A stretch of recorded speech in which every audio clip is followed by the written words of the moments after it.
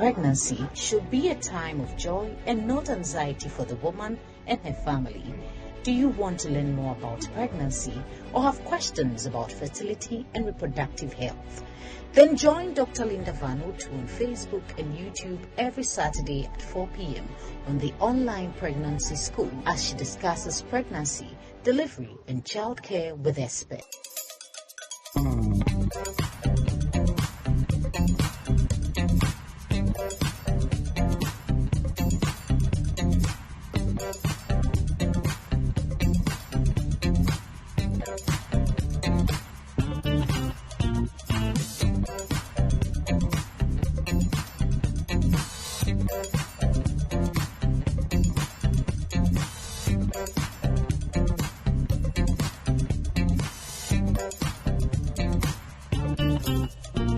Hello, ladies and gentlemen.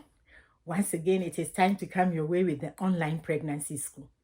Remember that this is a journey to help reduce the preventable maternal and newborn deaths. And I've told you that every day around the world, over 800 women die as a result of pregnancy and related complications. If you imagine that a bus is carrying 50 women, all pregnant, and this bus plunges into something, unfortunately, and these women lose their lives, it will be all over the news. One bus. But if you have 800 women sitting in buses like this, and they happened in a day, I'm sure everyone would weep. And that is why I want you to join me on this journey. Again, over 7,000 babies are also born dead, unfortunately, in a day. But a lot of these deaths are preventable. And that is why together we can work to reduce these preventable maternal and newborn deaths. I'm sure you'll join me. And therefore, I invite you to hit that subscribe button. Go to YouTube, Dr. Linda Vanutu. Hit that subscribe button and turn on the notification bell so that anytime we have a program coming your way, you will be informed and you will join us. And please share with others. Share because these deaths can be prevented.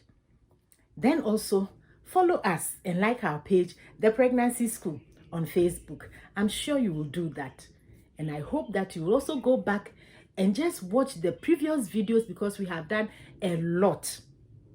And let me just tell you that it is 1 year since we started the online pregnancy school, and God has been so good to us.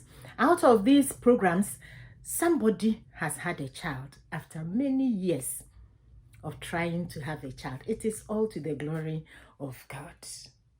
So please share with friends and join me on this journey to reduce preventable maternal and newborn deaths. I'm sure you will. Now, in the last couple of weeks, we have been talking about beliefs and practices that take place during pregnancy. And we've shared with you some of the food that they are not supposed to eat when they are pregnant.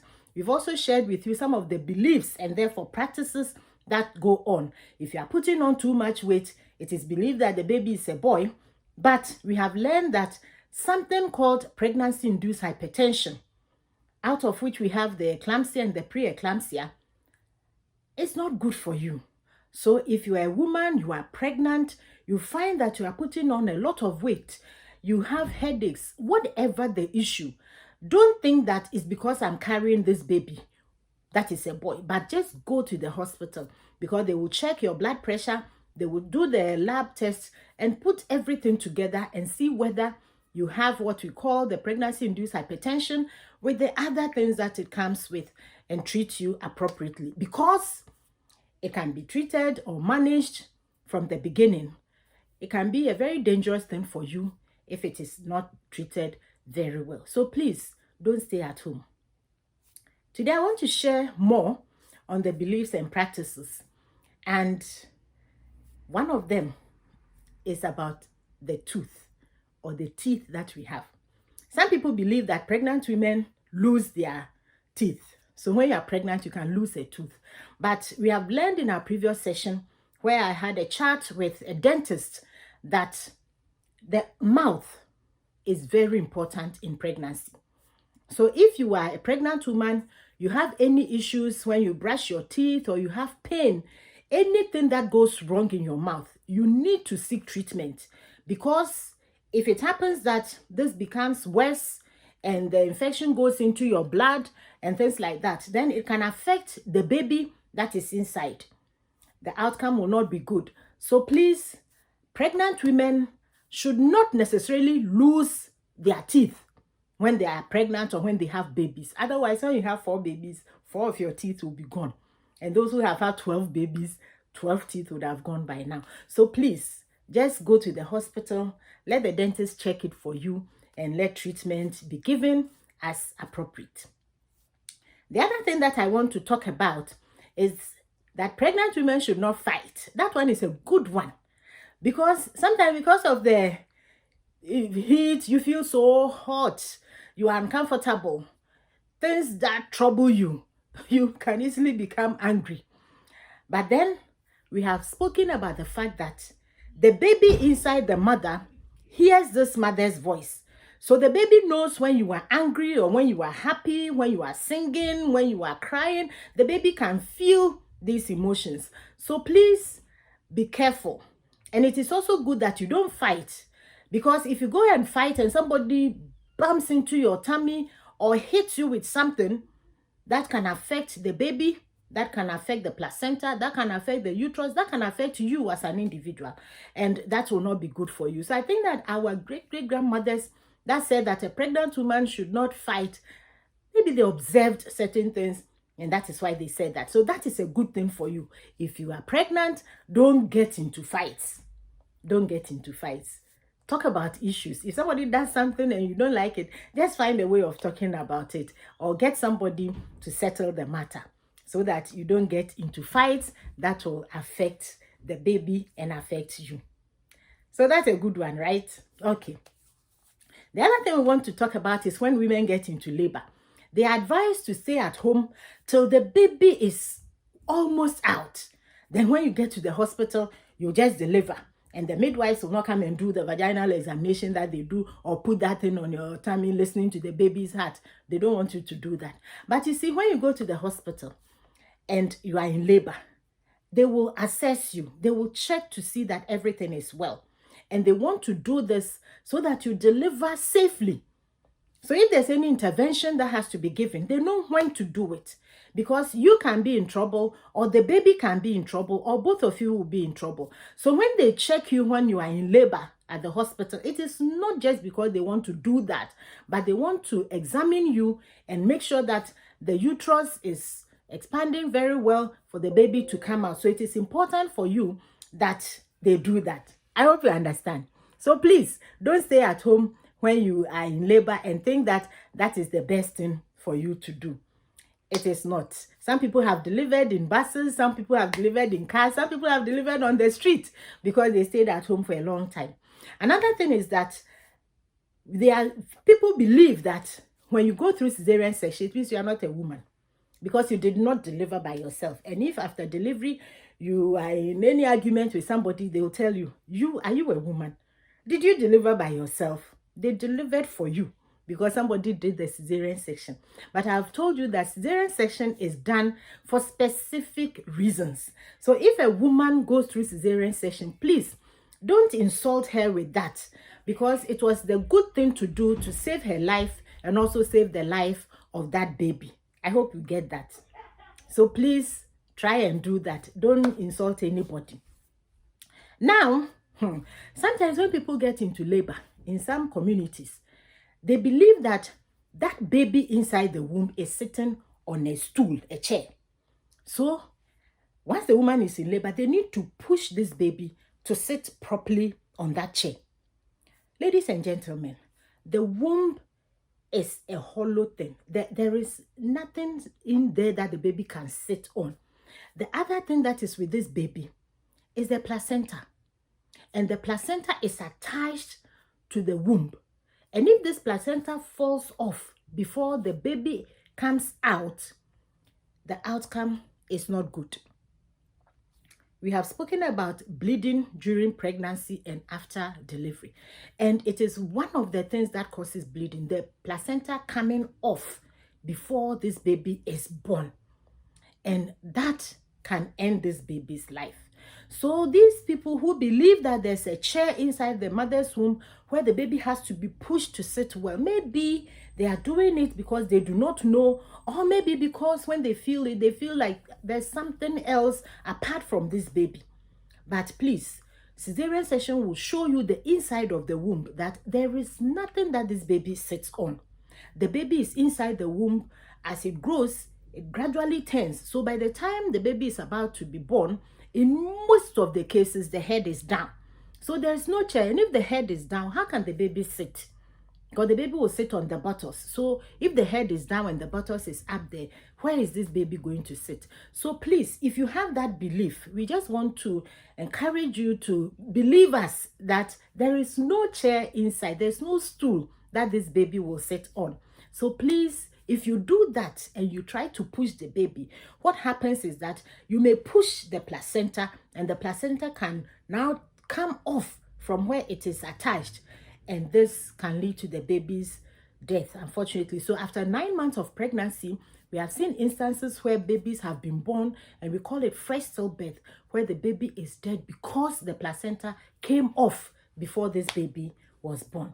You see, we are on this journey together. And that is why I'm telling you all this, so that you can also share with friends and family. Let them also share. Let one person tell another person will tell another person. By the time we are aware, everybody knows it.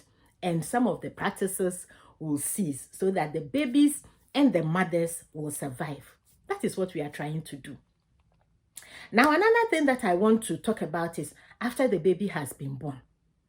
You know, if unfortunately this baby is born dead, what we call stillbirth, and we'll be going into detail about stillbirth in the future. But when this baby is born dead, unfortunately the mother is told not to cry, or if she's crying or grieving, she should not do that for more than 2 weeks. And there are many reasons. In different parts of the world, they have different reasons why. But one of them is that if you do that, then this baby who did not survive will come back to you, or come back to the family, and be born and die again, come back, be born and die again.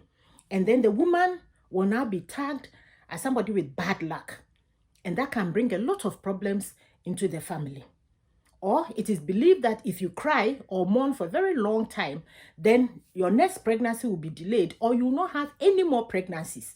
So if you have a baby and the baby does not survive, it is because this baby was not meant to live. It's because this baby is a stranger, just came, visited you, and is gone back to wherever he or she came from. So don't cry.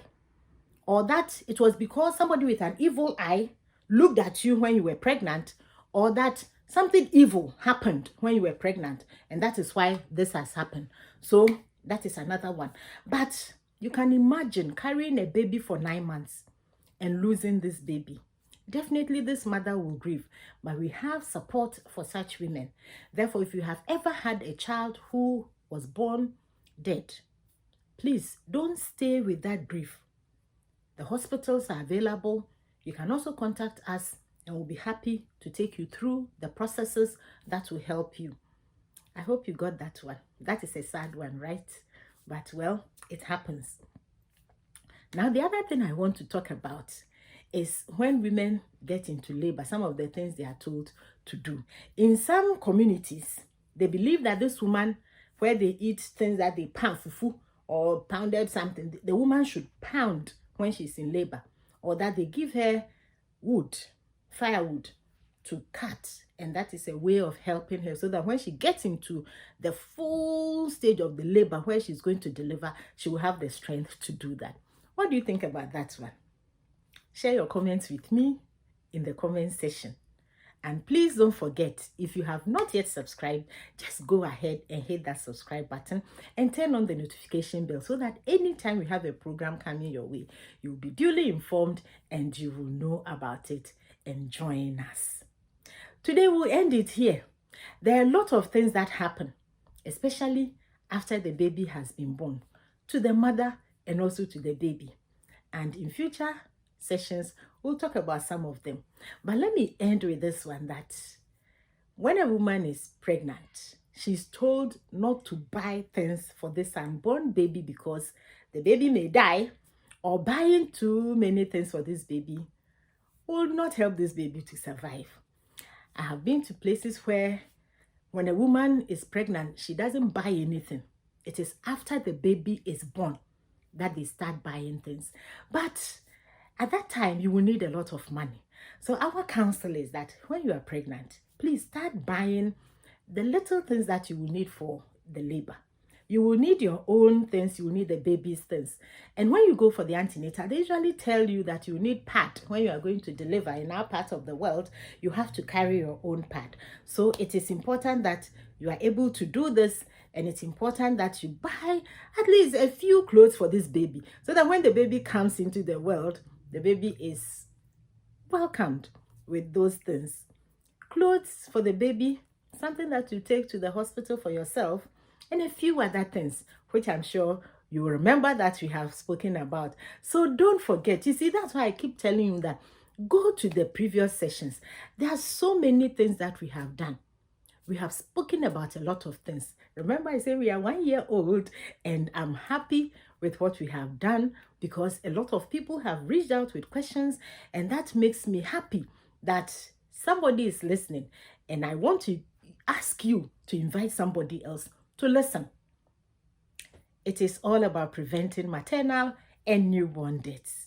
Once again, my name is Dr. Linda Vanutu, and I hope that you have enjoyed today's session. Please join me in my next video because we are going to talk about another important topic. And subsequently, we'll look at what is being done to reduce these maternal and newborn deaths. And I'll be coming your way with more sessions, more topics, more things that will help you to know more about pregnancy, delivery, and childcare, so that delivery becomes better for you because you understand what is happening, and pregnancy becomes a time of joy and not anxiety or fear. See you in my next video. Please go ahead, hit that subscribe button, like our page, and follow us. Bye for now. Bye.